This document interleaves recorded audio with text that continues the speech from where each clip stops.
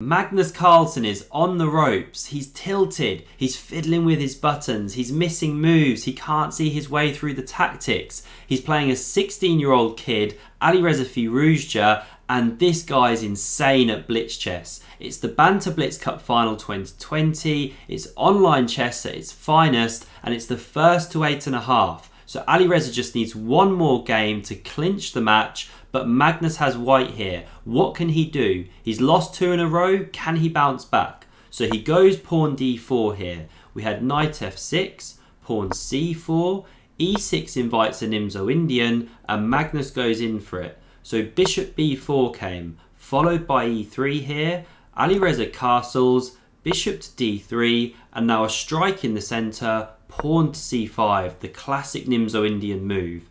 We had knight to e2 now, defending the other one. The pawn came to d5, lots of central tension here, and Magnus takes on d5. All seen many times before, along with Firouzja's next move, which is captures on d4.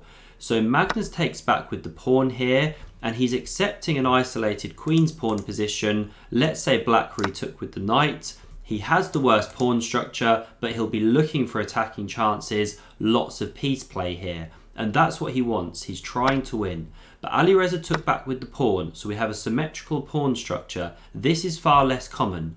Now we had castles here. Pawn to h6 prevents a pin on this knight. We had pawn to a3 kicking the bishop. Alireza considered taking for just a moment, getting some extra control over e4, but in the end he drops back. He wants to target this pawn from b6. So we had pawn f3 from Magnus now. You could go rook e1 there, or bishop to e3, play quite solidly, but Magnus wants to attack here. So after knight to c6 from Alireza, now he goes pawn g4. Vamos, let's go. We need to blow that black king off the board. It's a must-win situation. Now the bishop could come to c7 here immediately. What Alireza played looks really logical coming on b6, but actually from c7 it looks at the black king and is more useful there later in the game. But okay, bishop b6 makes a lot of sense. Magnus drops back to c2, he now covers that pawn with 2 pieces, and he also is preparing queen to d3 here. Rook e8 came from Alireza, and now king to h1 from Magnus, a nice prophylaxis, not yet pushing g5 or anything like that, letting the knight into h5. He just takes care of his king for a moment. And now Alireza goes a bit wrong here. He really needs to start bringing some pieces towards his king side to defend the king. So maybe bishop to c7 or knight to e7 here.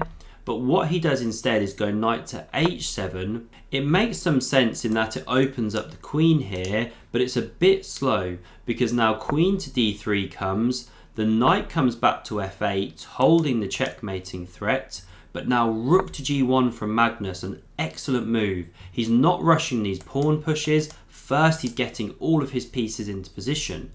Now again, Alireza should probably bring these pieces a bit into the game, maybe bishop to c7 or bishop to d7 here. He goes knight g6 instead.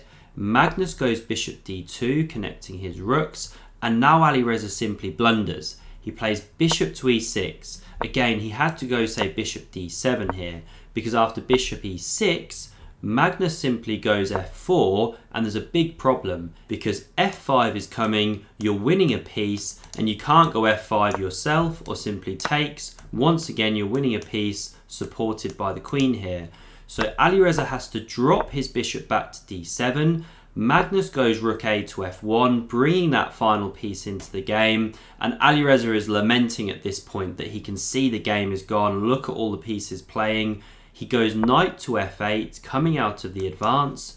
Magnus goes f5 anyway. The queen bounces out to h4, looking for counterplay, but it's too little too late at this stage. So pawn g5 comes. Let's blow open the g-file.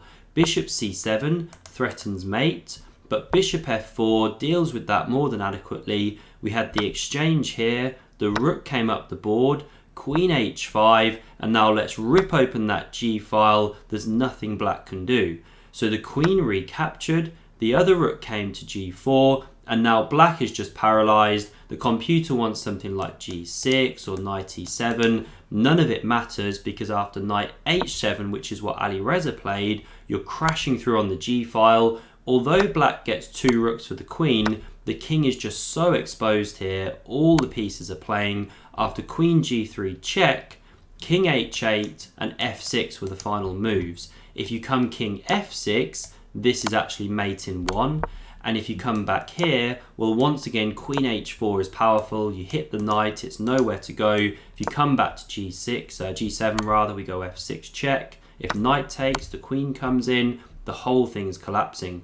So Alireza went king h8 after the check. Now we had f6, and here he resigned. If you take with the knight, we're coming in like this. It's completely game over. If you go rook to g8, again we can go queen to h4, rook g6, well now knight f4. Every piece is flooding in, the game's completely gone. So Magnus wins on demand. He sets up a finale here, and we go in at 7.5 each. Who will be the Banter Blitz champion? If you enjoyed this game and want to see the finale, do subscribe to the channel if you haven't done so already, and I'll see you on the next video. Thanks for watching.